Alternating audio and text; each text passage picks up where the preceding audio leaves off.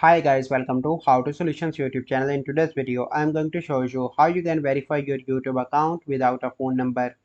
Before getting into this video, must subscribe to our YouTube channel and click on the bell icon. So the first step you need to do is to open your YouTube and open your channel, and then you need to click on YouTube Studio. So once you are in YouTube Studio, then you simply need to click on settings, and then you need to click on channel, and here you need to click on advanced settings, or you can click on feature eligibility, and here you can see that features that require phone verification. So you can see that my phone is verified, but once you click on that, you will find this type of window.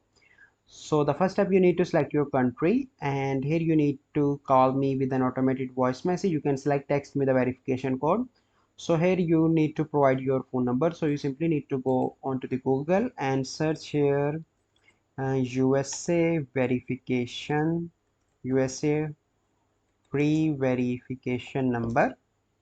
So you can find different websites. So you can see that you find different numbers here. You simply need to copy any of the number, and you simply need to paste that and click on submit, and you will receive a code here on that website. You simply need to put that code here and your YouTube channel is verified. So this is the process by which you can verify your YouTube account without a phone number.